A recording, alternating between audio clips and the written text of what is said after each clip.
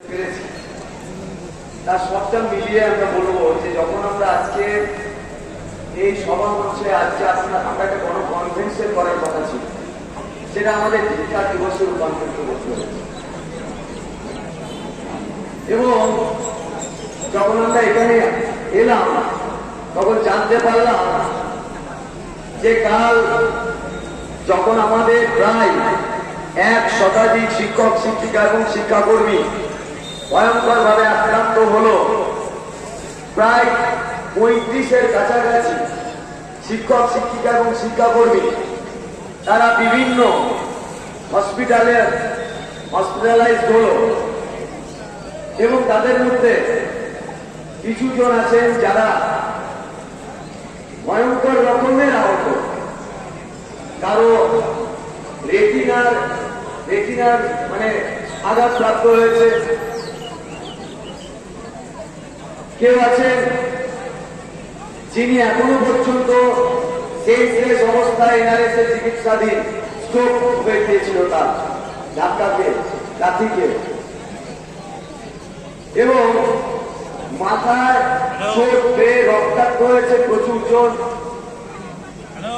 একজন শিক্ষকের রক্ত রাঙা পাও আপনারা দেখেছেন ইতিমধ্যে সোশ্যাল মিডিয়ায়, জেলায় হয়েছে কিনতে। এরকম একাধিক বললে কম বলা হবে। এই ভয়ঙ্কর সংকটের মাঝখানে আমাদের কনভেনশন শিক্ষা দিবসে রূপান্তরিত হয়েছে। তারপরেও প্রায় 17 জনের নামে সমগ্র মামলা করা হয়েছে এবং যে মামলা করা হয়েছে সেই মামলায় তাদেরকেও জড়িয়ে দেওয়া হয়েছে যারা কেউ দিল্লিতে ছিল দেশের পারপাসের কাজে। সেম কেস করা হয়েছিল কসবা আন্দোলনের সময়, যে মানুষটা মুর্শিদাবাদে আছে তার নামেও কেস দেওয়া হয়েছে। এরকম একটা ভয়ঙ্কর রাষ্ট্রীয় সন্ত্রাসের সম্মুখীন হয়েছি কাল আমরা।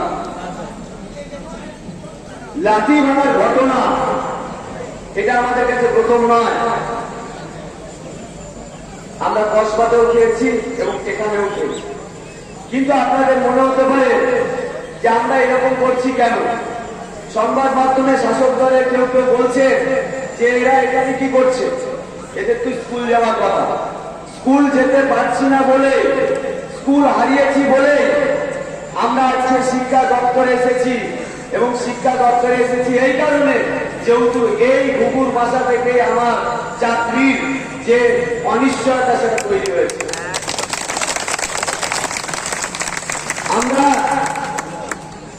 আপনারা অবগত আছেন, আমি একটু সামান্য আমাদের বিষয়টা বলবো, কারণ আপনাদের অনেকের কাছে বিষয়টা হয়তো ক্লিয়ার নয়, সবটা আমাদের বলার প্রয়োজন আছে। 22শে এপ্রিল 2024 হঠাৎ করে আমরা শুনলাম যে আমাদের চাকরিগুলো আর নেই। হাইকোর্ট আমাদের প্যানেলটা ক্যান্সেল করে দিয়েছে। কিন্তু এটাও সত্য, আমরা বিশ্বাস করিনি যখন 22শে এপ্রিলের আগে বিভিন্ন রাজনৈতিক দলের ভাষণ এবং বিভিন্ন সাংবাদিকের লেখায় এই জাজমেন্টটা হুবহু মুখে এসেছিল। আমরা বিশ্বাস করিনি, কারণ আমরা বিশ্বাস করিনি যে এই জাজমেন্ট কখনো সম্ভব। কারণ আপনারা জানেন যে প্যানেলে আমরা পরীক্ষা দিয়েছি সেই প্যানেলে সিবিআই ইনভেস্টিগেশন করেছিল। সিবিআই যে ইনভেস্টিগেশন সেখানে নবম ছিল 40.47 এবং শুধু এই পার্সেন্টেজ লিখে সিবিআই তার চার্জশিট পেশ করেনি, 4 চার্জশিট পেশ করেছিল। সেই চার্জশিটে কারা কখন কাকে কোথায় কত টাকা দিয়েছে তা হুবহু উল্লেখ করা আছে, তাদের নাম হুবহু বর্ণিত আছে। কিন্তু তারপরেও আমরা সুপ্রিম কোর্টে যাওয়ার পরেও যখন পরিষ্কার হয়ে আছে একটা ইনভেস্টিগেশন রিপোর্টে, তার আগে রঞ্জিত বাগের নেতৃত্বে একজন প্রাক্তন বিচারপতি একটা কমিটি গঠন করা হয়েছিল। সেই বিচারে আমরা দেখলাম সেখানেও আমাদের বিরুদ্ধে কোনো অ্যালিগেশন ছিল না। তাহলে যেখানে সিবিআই এর রিপোর্টে আমাদের বিরুদ্ধে কোনো অ্যালিগেশন নেই, যেখানে বাদ কমিটির রিপোর্টে আমাদের বিরুদ্ধে কোনো অ্যালিগেশন নেই, তারপরেও সেই রিপোর্টকে গ্রহণ করা হলো না। কিছুদিন আগে আপনারা জানেন যে আজ করে একটা ঘটনা ঘটেছিল। আজ যারা এখানে এসেছেন তাদের অধিকাংশই সেই আন্দোলনে অংশগ্রহণ করেছিলেন। সেটা ছিল সরকারি চিকিৎসা ব্যবস্থার অভ্যন্তরে একটা ভয়ঙ্কর খুবই অমানবিক নৃশংস ঘটনা। হ্যাঁ, এবং ঠিক একইভাবে যখন আজকে যে ঘটনাটা ঘটছে সেটা একটি সরকারি চিকিৎসা ব্যবস্থার উপর তৈরি হওয়া একটা আক্রমণ। অনৈতিকভাবে প্যানেলটা থেকে যখন প্রায় 15,403 জন নিষ্পাপ নিষ্কলঙ্ক শিক্ষক শিক্ষিকা এবং প্রায় 3,500-এর কাছাকাছি নন টিচিং স্টাফে চাকরি গেল, যাদের বিরুদ্ধে কোন রকম কোনো অভিযোগ ছিল না। অর্থাৎ প্যানেলের মধ্যে প্রায় 92 এবং 86% শিক্ষক শিক্ষিকা শিক্ষাকর্মী আছে যারা সম্পূর্ণরূপে নিষ্পাপ। কিন্তু আমরা দেখলাম সুপ্রিম কোর্ট যে বিচার করলো তাতে নিরপরাধ হওয়ার সত্ত্বেও আমরা চাকরি পেলাম, এই চাকরি হারিয়ে গেল। এই দুটো জায়গায় একটা কমন ফ্যাক্টর ছিল সিবিআই, হাইকোর্ট এবং আমাদের দুটোতে কমন ফ্যাক্টর ছিল সিবিআই। সিবিআই রিপোর্ট দিল, এক জায়গায় রিপোর্টে যথার্থতা প্রকটিত ছিল না, আর একটাতেই যথার্থতা প্রকটিত ছিল। কিন্তু দুটো জায়গাতে যারা অপরাধী তারা বাঁচল এবং যারা নিরপরাধী তারা শাস্তি পেল। তাহলে আমার প্রশ্ন এটাই, যে সংস্থা সর্বোচ্চ কেন্দ্রীয় তদন্তকারী সংস্থা বলে পরিচিত, তার রিপোর্ট যদি সুপ্রিম কোর্টে গ্রহণ না হয়, গৃহীত না হয়, তাহলে সেই সংস্থাকে রাখার কি প্রয়োজন? আর যদি সেই সংস্থাকে রাখতে হয় তাহলে তার রিপোর্টকে মান্যতা দিতে হবে, যে রিপোর্ট আমাকে কোন রকম দুর্নীতিগ্রস্ত প্রমাণ করতে পারেনি। তাহলে এর মধ্যে ভয়ঙ্কর একটা রাজনৈতিক ষড়যন্ত্র লুকিয়ে আছে। আমার চাকরি খাওয়ার রাজনীতি, সরকারি চিকিৎসা ব্যবস্থা ধ্বংস করার রাজনীতি, সরকারি শিক্ষা ব্যবস্থা ধ্বংস করার রাজনীতি। শুধুমাত্র কয়েকজন ডাক্তারদের, কয়েকজন শিক্ষকদের আন্দোলন নয়, চাকরি খেয়ে দিয়েছে শুধু এটাই নয়, এটাকে একটু উচ্চতর জায়গায় গিয়ে ভাবতে হবে। তাহলে দুদিন পরে সমাজের প্রান্তিক মানুষের কাছ থেকে চিকিৎসা শিক্ষা সব চলে গিয়ে আদানি আম্বানিদের হয়ে যাবে।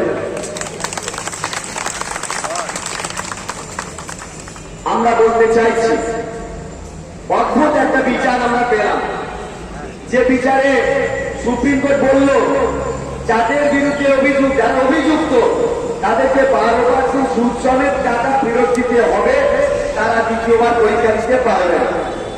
যাদের বিরুদ্ধে অভিযোগ প্রমাণিত নয় তারা পরীক্ষা দিতে পারবে, তার বেশি কিছু নয়। কিন্তু সেই পরীক্ষাটা নেবে কে? পরীক্ষাটা নেবে স্কুল সার্ভিস কমিশন, তার আয়োজককে পশ্চিমবঙ্গ সরকার। চোরের হাতে তিজোরির চাবিটা দিয়ে যারা নির্দোষ নিরপরাধী তাদের গলায় ফাঁসির দড়িটা ঝুলিয়ে দেওয়ার বিচার হয়েছে। তাদের গলায় ফাঁসির দড়ি ঝুলিয়ে দেওয়ার মতো রাখবে। আমরা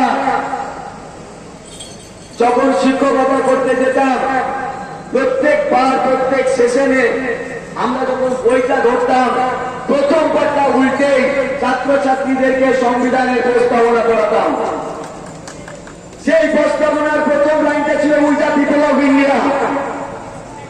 এই উই দ্য পিপল অফ ইন্ডিয়ার জন্য সংবিধান, উই দ্য পিপল অফ ইন্ডিয়ার জন্য আইন। কিন্তু যদি কোনো আইন আমাকে রক্ষা করার পরিবর্তে আমার সাংবিধানিক অধিকারটাকে আক্রমণ করে, তাহলে সেই আইনের গ্রহণযোগ্যতা কোথায়? প্রশ্ন উঠবে না? প্রশ্নটার প্রয়োজন নেই। বাবা সাহেব আম্বেদকর বলেছিলেন, একটা দেশের সংবিধান যত ভালোই হোক না কেন, সেই সংবিধান যদি খারাপ মানুষের হাতে চলে যায় তাহলে কখনোই ভালো বিচার পাওয়া যাবে না। আমি আমার ভাষা বললাম। আর যদি একটা দেশের সংবিধান খারাপ হয়, যদি সেটা ভালো মানুষের হাতেও যায়, তাও সেটা একটা দিশা পেতে পারে। আমরা ন্যায় বিচার পাইনি। যারা দুর্নীতিগ্রস্ত, তারাই আমাদের পরীক্ষা নেবে। ভিতরে ভিতরে আমরা দেখলাম আমাদের যারা শেষ করলো তারা ন্যূনতম যোগাযোগ রক্ষা করার প্রয়োজন মনে করলো না। আপনারা জানেন আমরা কেন এখানে পড়েছিলাম এতদিন ধরে, কেন কাল ওই ভয়ঙ্কর পরিণতিটার দিকে মানুষ এগিয়ে গেল? কারণ আমাদের চাকরি চলে গেছে। কত বছর? 7 বছর চাকরি পেয়েছিলাম করার পর, এবং নিষ্পাপ এবং নিষ্কলঙ্ক প্রমাণিত হওয়ার পরেও। তাই গান্ধীজি বলেছিলেন না, তোমার যেমন আইন প্রণয়ন করার অধিকার আছে, সে আইন যদি আমাকে সঠিক দিশা না দেখাতে পারে, আমার আইন অমান্যের অধিকার আছে। সেই জায়গায় দাঁড়িয়ে আমাদের যা হয়েছে এটা নিশ্চয়ই অপ্রীতিকর, কিন্তু তারপরেও আমরাই তো রক্তাক্ত হয়েছি। যে পুলিশ অফিসাররা আমাদেরকে মেরেছে, আক্রমণ করেছে, তাদেরকে ধন্যবাদ জানাই এই জন্য যে তারা তাদের চাকরি হারানোর ভয়টা পেয়েছে বলে আমাদের।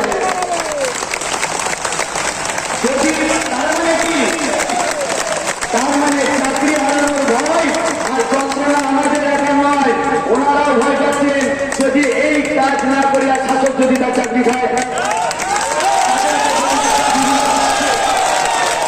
তাই তারা আমাদের উপর মামলা করেছে, নন বেলেবেল সেকশনে ধারা দিয়েছে। সেই চাকরি চলে গেলে আমাদের এই শিক্ষক শিক্ষিকারা এমনি তো খেতে পাবে না, কারণ তারা যখন অন্য প্রতিষ্ঠানেও যখন কাজ করতে যাবে 7 বছর পরে, তাকে শুনতে হবে তোর প্যানেলে তুই যে চোর নয়, কি গ্যারান্টি আছে? তার মানে এই অপব্যবস্থাটা নিয়ে চাকরি করতে কেউ পারবে না। তাই যখন আমাদের চাকরি থাকবে না, সোর্স অফ ইনকামের খাবার, খাদ্যবস্ত্র, বাসস্থানের মৌলিক চাহিদাটাই হারিয়ে যাবে, তখন জেলের ভেতরে গিলে দুবেলা দুটো খাবো, জেলেই যাবো, জেলেই যাবো, কোনো প্রবলেম না। শুধু একটা কথা আমরা বলতে চাই, আমাদের সঙ্গে অবিচার হয়েছে। সেই অবিচার হওয়ার জন্যই আমরা চাই আপনারা যারা সেই উইদার পিপল অফ ইন্ডিয়ার অংশ, যারা সাংবিধানিক মানুষ, যারা গণতান্ত্রিক চেতনা সম্পন্ন, শুভবুদ্ধি সম্পন্ন মানুষ, আপনারা আমাদের পাশে থাকুন। পশ্চিমবাংলার যে সরকারি চিকিৎসা, সরকারি স্বাস্থ্য এবং তার সঙ্গে এই চাকরি খাওয়ার যে রাজনীতি নতুন করে তৈরি হয়েছে, এটার বিরুদ্ধে আপনারা নিশ্চয়ই কথা বলবেন, এই আশা আপনারা রাখবেন। আর যে লাঠি আমরা কাল খেয়েছি, আমি প্রথম যেটা দিয়ে শুরু করেছিলাম সেটা দিয়ে শেষ করব। এই লাঠি আমরা খেয়েছি, লাঠি আমরা মারিনি, আমরা বেদ হাতে নিতাম শুধু এরকম পুলিশ অফিসার, এরকম ডাক্তার, শিক্ষক তৈরি করার জন্যই। সেই বেদটাও তো আজকে আমাদের হাতে নেই, আমরা চাই না সেটা ফিরে আসুক, কিন্তু এনাদের হাতে যে সেই সময়কার ট্র্যাডিশন অনুযায়ী তারা যে তৈরি করে দিয়েছেন, সেই পুলিশের অফিসার সেই তাদের মুক্তিটা রক্ষা করতে পারছে। আর শাসকের এটা চরিত্র, অধিকার, আর যখনই কোনো সংকটে মানুষ তার প্রশ্ন তুলবে তারা মারবে। বসপাতে মেরেছে, এখানেও মেরেছে, আমরাও রক্তাক্ত হয়েছি। দিল্লিতে যখন গিয়েছিলাম তখনও রাজনৈতিক ভাবে আমাদের 8 মিছিল আছির ভয় দেখানো হয়েছিল, কোন একটা রাজনৈতিক নেতৃত্ব বর্গের দ্বারা। আমরা আশা করব আপনারা এই ধরনের ভোট সর্বস্ব সংকীর্ণ রাজনীতির বাইরে গিয়ে দাঁড়ান, গিয়ে আপনারা বিবেচনা করুন আমরা সত্যি কোন যুক্তি থেকে ফ্রড। আমাদের সবার ওয়েমার পাবলিশ হয়েছে, সেই ওয়েমার গুলো আপনারা, আমাদের প্রত্যেকটা সিগনেচার আছে সেখানে, ইনভিজিলেটরের সিগনেচার আছে সেখানে, স্কুল সার্ভিস কমিশনের ওয়েবসাইটে আমাদের রিটেন একাডেমি ইন্টারভিউ পুঙ্খানুপুঙ্খভাবে দেওয়া আছে। যাদের ম্যানিপুলেশন করা হয়েছে তাদেরটাও আপনারা দেখতে পাবেন সেখানে। পশ্চিমবাংলায় প্রথম এসএসসি যা কোর্ট অর্ডারের মধ্যে দিয়েও প্রত্যেকটা শিক্ষক শিক্ষিকা ক্রেতা সবার কাছে দেখার অনুমতি পেয়েছে সবাই। তাই যে সমস্ত লয়াররা রাজনৈতিক উদ্দেশ্যেই বলেছিলেন আমরা ফ্রড, আমরা আবারও তাদের বলে দিতে চাই ফ্রড আমরা নই, আপনারা প্রমাণ করতেও পারবেন না। তাই আমরা চাই যে সকলে আসুন, আমাদের সমস্যার কথা শুনুন এবং আমাদের সমস্যা নিয়ে আপনারা কথা বলুন। এটুকুই আমরা বলে আমার বক্তব্য শেষ করব।